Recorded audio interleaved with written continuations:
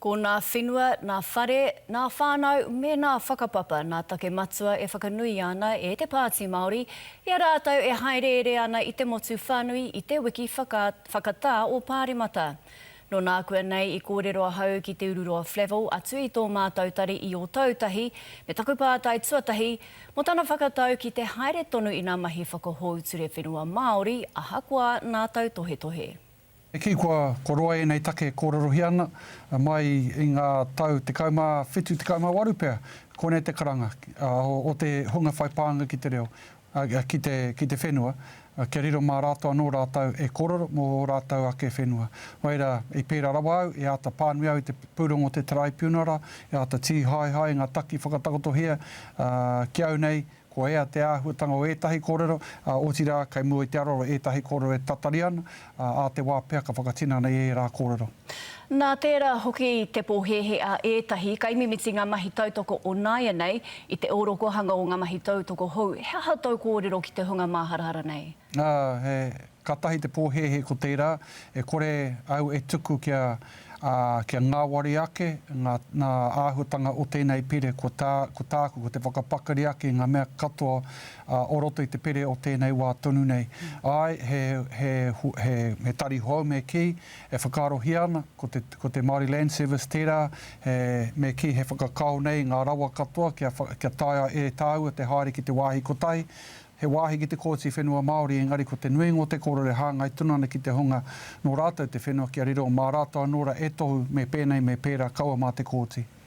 Nā toko maha ngai Māori e raru ana i nā take whare te utu, te kino o te āhua, te korewhare rānei. Nā reira, ka pēhia nei kouta o te Pāti Māori e whakatika i wēnei raru? I tū me ki ko te Māori Housing Network i te tau ko hipo ake, whā te kaumārua miriona tāra ko whakatahangia ki te āwhine te hunga, me ki ngā wāhi kato o tēnei mea ngā take whare. Mai te hunga hehe ana ki te kimi whare, tai rāno ki te hunga hehe ki te hanga whare. No reira ko te aronga nui, nā rungi taku haere i te mato te whenua, ko te hunga e rongo nei te kore whare, te kore noho nei i ētahi whare pai, ko te wāhi kiau, ko te whakapakari ake, ko te whakapaipai ake, ko te whakatika ake i ngā whare o te motu, anei au i o tautahi nei tēnei wā, e ata te tiro nei ki ngā take whare, kai te haere au ki tētahi kaupapa o konei, anā ko tētahi rōpui whakatui e tahi whare mo te paengo o whānau Māori. No reira, he nui nā kaupapa e whakahaere tiana i roto i tēnei wāhanga o ngā take whare. Nā atu ki nā take o te whānau, ko tai atu koe ki te pūtahitanga, rā te pokapū whānau ora o te Waipounamu, he hau whakaro? Wai rawe, i tai atu au ki tā rātou pūtaki, i reira ētahi e kōrero ana mō ngā mahi nei e rātou, ko tā rātou tari arā ko te Commissioning Agency, ko te pūtahitanga tāu e kōrero nā. Ka mutu i tūtaki au i ētai, i puta mai i Murihiku, ko tā rātou ko te whakamārama mai mo tētai kaupapa tāhua, 1000 Day Trust. Ko tā rātou ko te tiaki ngā pēpi, me te māma, me te pāpai, te wā ko tai i te whānau tanga mai o te pēpi, nā runga te whakaro, i etahi wā kāre te tino tika, te piri a te whae ki te pēpi rāne ki te tāne, e rā ahuatanga katoa. Waira, koe e hia kene nā kaupapa whakahaere tiana mo te paenga o te whānau, waira kei te harikoa, kei te whakapau hia ko te 50 miliona tāra mo te whānau ora, kei te kitau e ngā paenga o tēnei o ngā kaupapa. Ka pai tēnā. Nā ia koe haere ana i te whenua, he hana kōrero nā kō himuhimu rādei, ko rongo ai koe e pāna ki te ture reo Māori hou. Karakau, me ki koe te harikoa, te nuinga, ki te āhuatanga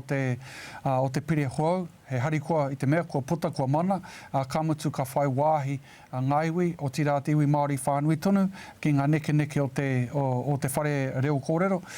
te wāhi ki te karauna, waiho ake māku tēnei kōkiri, ngari mo te tāgi te iwi, ka whai wāhi rātou i roto i ngā whiriwhiringa, ka mutu ka whiwhia rātou tētahi wāhanga o te pū te anō hoki. No reira, ko te nuinga, kei te hari ruia,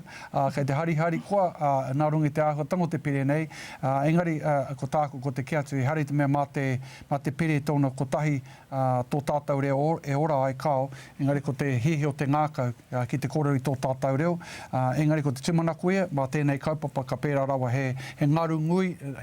nui kei te haere, ka eke ki uta, arā ko te pire reo Māori tērā, hei whakapakari te āhuatanga o te reo e kōrero hia nei te mato te whenua. Nā kua whakatakoto hia etahi whāinga hei tutukinga mau me te mātou mātāwai i roto i nā take haumanu reo Māori? Karakau i tēnei wā, mā te mātāwai tonu, te mātāwai e kōrero, e whakarite, e tēnei wā kei te whakatika ngā tēnei